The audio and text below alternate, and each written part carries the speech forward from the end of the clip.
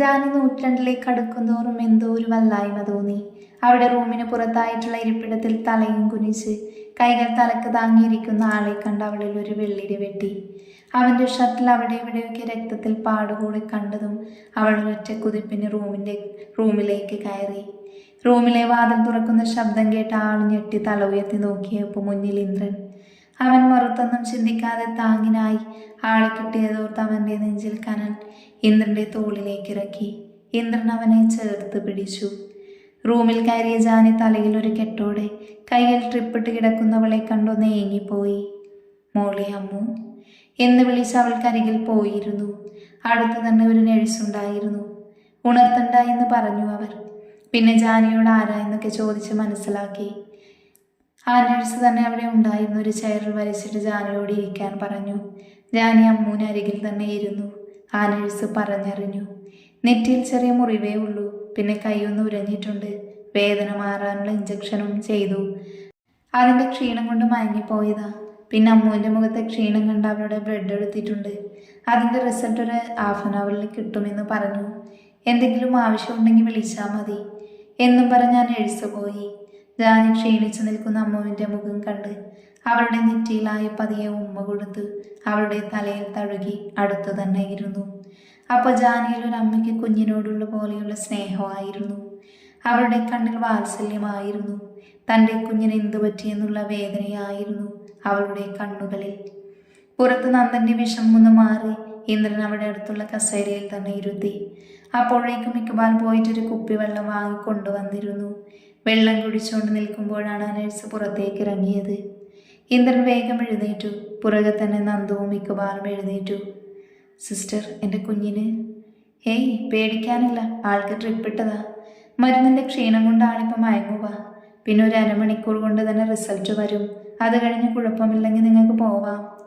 റിസൾട്ടോ? എന്തിൻ്റെ? അത് അമൃതാനന്ദൻ്റെ മുഖത്ത് നല്ല ക്ഷീണവും വിളർച്ചയുമുണ്ട്. അപ്പോൾ ആ നഴ്സ് പറഞ്ഞ് മുഴുമിപ്പിക്കുന്നതിന് മുന്നേ അമ്മുവിനെ നോക്കിയ ഡോക്ടർ വന്നു. റൂമിൽ കയറുന്നതിന് മുന്നേ ആ നഴ്സിനോട് റിസൾട്ട് വാങ്ങിക്കൊണ്ടുവരാൻ പറഞ്ഞു. എന്നിട്ട് പുറത്തിരിക്കുന്നവരെ നോക്കി ഒന്ന് ചിരിച്ചകത്തേക്ക് കയറി. ഇതേ സമയം നിമ്മിയും മനുവും. പെട്ടെന്നുള്ള നിമ്മിയുടെ പ്രവൃത്തിയിൽ കണ്ണും തള്ളി നിൽക്കുവാണ് മനു. എന്താന്നല്ലേ, അവളുടെ പ്രായുടെ ഹുക്കും കണ്ണും അടച്ച ആഞ്ജനേയ സ്വാമിയെ മനസ്സിൽ ധ്യാനിച്ച് അഴിക്കാൻ പോവേണ്ടി തിരിഞ്ഞതും നിമ്മിയുടെ സൗണ്ട് കേട്ട് എരിവലിച്ചു. അത് കേട്ട് തിരിഞ്ഞപ്പോൾ ചെക്കൻ ഞെട്ടി പണ്ടാരോ അടങ്ങി. ഒരു നൂലുബന്ധം പോലും ഇല്ലാതെ തനിക്ക് മുന്നിൽ കയ്യിലെ നടുവിരൽ നോക്കുവാനെന്ന് വ്യാജേനെ ഇടം കണ്ടിട്ട് മനുവിനെ നോക്കുവാന് നിമ്മി. പിന്നെ ചെക്കൻ കണ്ണും തള്ളി നിന്നില്ലെങ്കിലല്ലേ അത്ഭുതമുള്ളൂ. ചെക്കൻ ഇപ്പം തന്നെ നിന്ന് വിയർക്കാൻ തുടങ്ങി. അതിനിടയിലാണ് നിമ്മി അടുത്തു പണിയൊപ്പിച്ചത്. അവനെ നോക്കിക്കൊണ്ട് തന്നെ അവൾ നടുവിരൽ വായിലേക്കിട്ട് നുണഞ്ഞെടുത്തു. ചെക്കൻ്റെ ശ്വാസം വിളങ്ങിപ്പോയി. നിമ്മി അവനെ ആകമൊത്തം നോക്കിയിട്ട് വശ്യമായി ചിരിച്ചു. അവളുടെ ചിരി കൂടെ കണ്ടതും പിന്നെ അവൻക്ക് പിടിച്ചു നിൽക്കാൻ കഴിഞ്ഞില്ല. കാറ്റ് പോലെ അവളെ വലിച്ച് അവനിലേക്ക് അടുപ്പിച്ച് ആഞ്ഞു പൊൽകി. അത്രമേൽ അവൻ അവളെ ആഗ്രഹിച്ചിരുന്നു എന്ന് പിന്നീടുള്ള അവൻ്റെ പ്രവൃത്തിയിൽ നിമ്മിക്ക് മനസ്സിലായി. ഒരുതരം ഭ്രാന്ത് പിടിച്ചതുപോലെയായിരുന്നു മനു. അവളുടെ മുഖം മുഴുവനും അവൻ്റെ ഉമിനീരനാൽ നിറഞ്ഞു. ചുണ്ടുകൾ കടിച്ചു വലിച്ചു. അവളുടെ നിതംബത്തിൽ ഞെരിച്ചടിച്ചും കൂടുതൽ വിവശയാക്കി. അവളുടെ കൈകൾ അവൻ്റെ മുടിയിലും ആറിലുമൊക്കെ ഓടി നടന്നു. പിന്നെ മനു എഴുന്നേറ്റ് അവളെ പിടിച്ച് ആ ഫ്ലോറിൽ കിടത്തി. വിയർപ്പിനാലും തൻ്റെ ഉമിനീരിനാലും ചുവന്നു തുടുത്ത് ക്ഷീണിച്ച് കിടക്കുന്നവളെ നോക്കിക്കൊണ്ട് തന്നെ ഷവർ ഓൺ ചെയ്തു. അവളുടെ മുഖത്തേക്ക് വെള്ളം വീഴുന്നതിന് മുന്നേ അവളിൽ ഒരു മറയായി അവൻ നിന്നു. പതിയെ കണ്ണുകൾ ചിമ്മി തുറന്ന് അപ്പോൾ തന്നെ മനു അവളിലേക്ക് ചാഞ്ഞു. നേരത്തേതിനേക്കാൾ ഇരട്ടിയായി അവൻ അവളിൽ പെണ്ണിനെ ഉണർത്തി. അവളുടെ ഓരോ ഉയർച്ച താഴ്ചകളും ഓരോ ആഴങ്ങളിലും അവൻ്റെ ചുണ്ടും നാവും അലഞ്ഞു നടന്നു. നിമ്മിയുടെ ശരീരത്തിൽ ഒരു ഇഞ്ച് സ്ഥലം പോലുമില്ല അവൻ്റെ കൈയും ചുണ്ടും എത്താത്തിടം. മനു പതിയെ അവളെ ഒന്ന് നോക്കി സമ്മതം ചോദിച്ചു. സമ്മതമെന്നോണം അവൾ നിറഞ്ഞ പുഞ്ചിരി നൽകി. ആ സമയം തന്നെ അവൻ അവളിലേക്ക് ആഴ്ന്നിറങ്ങി. നിമ്മിക്ക് വേദനിച്ചുവെങ്കിലും അവൾ വശ്യമായി അവനെ നോക്കി ചിരിച്ചു. അതിനനുസരിച്ച് അവൻ വീണ്ടും വീണ്ടും അവളിലേക്ക് ആഴ്ന്നിറങ്ങിക്കൊണ്ടിരുന്നു. കുറച്ച് സമയത്തിനു ശേഷം നിമ്മിയുടെ വേദന മാറി അവിടെ മറ്റെന്തൊക്കെയോ വികാരവും സുഖവും വരാൻ തുടങ്ങി. അതിനിടയിൽ വെള്ളം തീർന്നത് പോയതും അവരറിഞ്ഞില്ല. അവൻ്റെ അരക്കെട്ടുകൾ വേഗത്തിൽ ചലിക്കാൻ തുടങ്ങി. രണ്ടുപേരുടെയും ചുണ്ടുകൾ എന്തെല്ലാമോ പുലമ്പിക്കൊണ്ടിരുന്നു. അതിനിടയിൽ വീണ്ടും നിമ്മി ഒരിക്കൽ കൂടെ വെട്ടിവിയർത്തതും ആ സമയം തന്നെ മനുവും വെട്ടിവിയർത്തു. മനു നിമ്മിയുടെ മേൽ തളർന്നു വീണു. നിമ്മി അവനെ ചുറ്റിപ്പിടിച്ചു. അല്പനേരം കൂടെ അങ്ങനെ കിടന്നു അവർ. പിന്നെ അവളുടെ മേലിൽ നിന്നും അവൻ ഫ്ലോറിലേക്ക് ഇറങ്ങിക്കിടന്നു. നിമ്മി നാണം കൊണ്ടാകെ ചുവന്ന് തുടുത്തു നിന്നിരുന്നു. അങ്ങനെ ആദ്യ രാത്രിയിൽ നടക്കേണ്ട പകൽ നടന്നു, അതും ബാത്റൂമിൽ.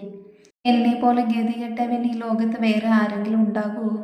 മനുവിടം കണ്ണിട്ട് നിമ്മിയെ നോക്കി ആരോടുന്നില്ലാതെ പറഞ്ഞു. അത് കേട്ട് നിമ്മിയുടെ നാണവും മാനവും കപ്പൽ കടന്ന് എങ്ങോ പോയി. അവൾ അവനെ കൂർപ്പിച്ച് നോക്കി.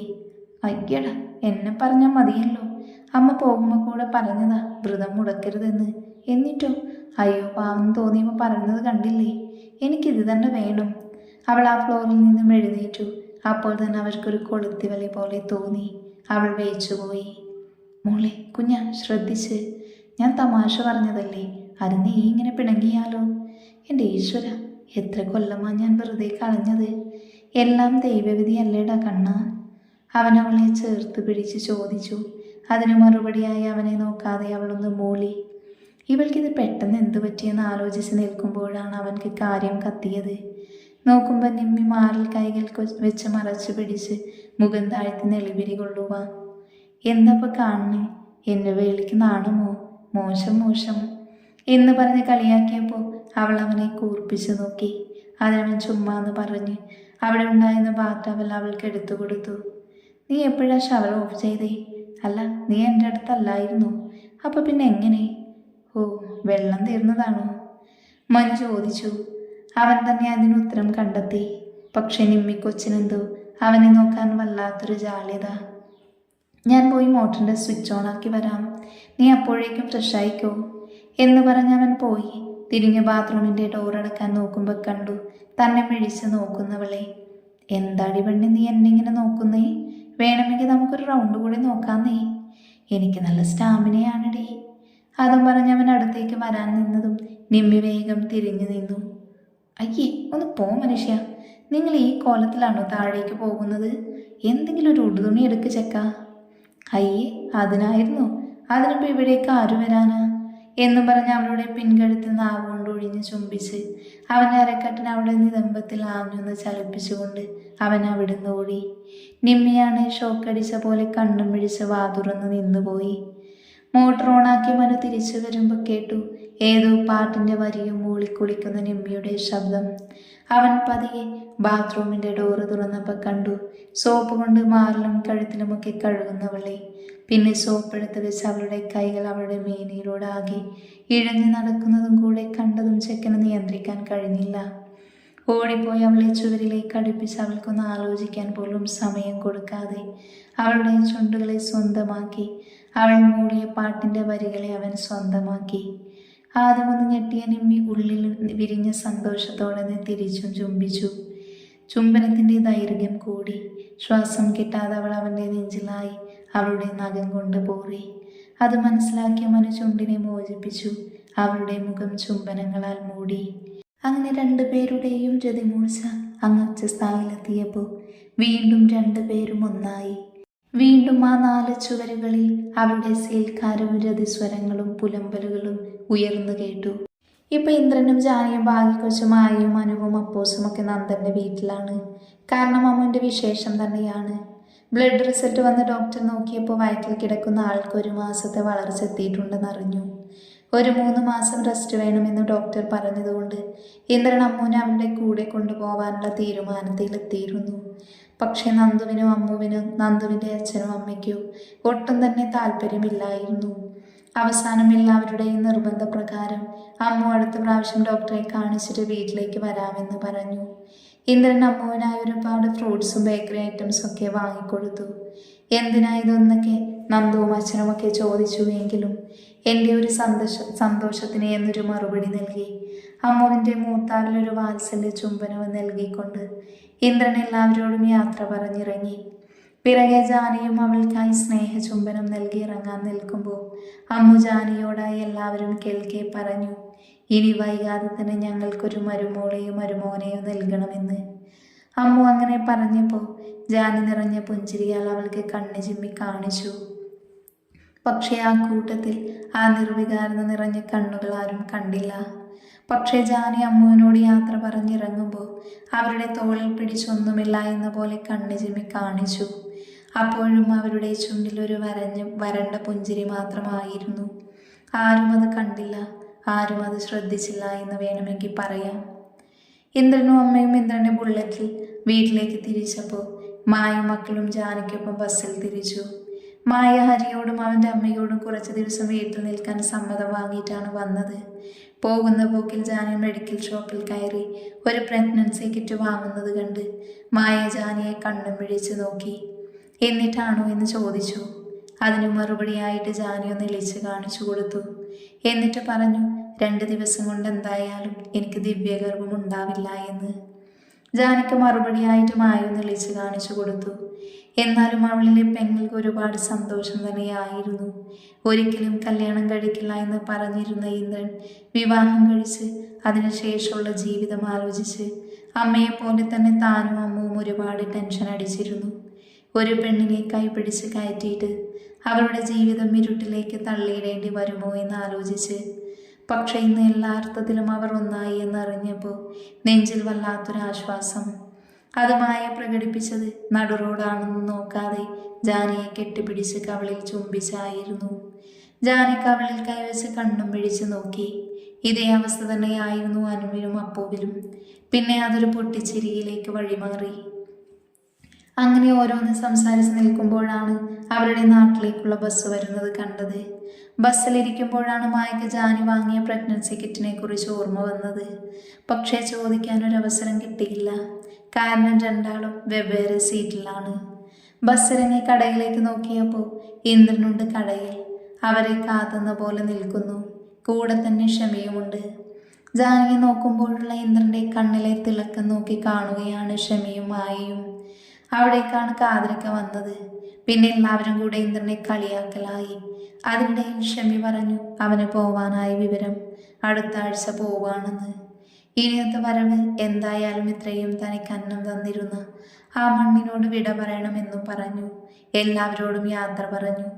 പോരാത്തതിന് അമ്മയെ കാണാൻ വീട്ടിൽ വരുന്നുണ്ടെന്നും പറഞ്ഞു. കൂടെ ഉമ്മയെയും കാണണം.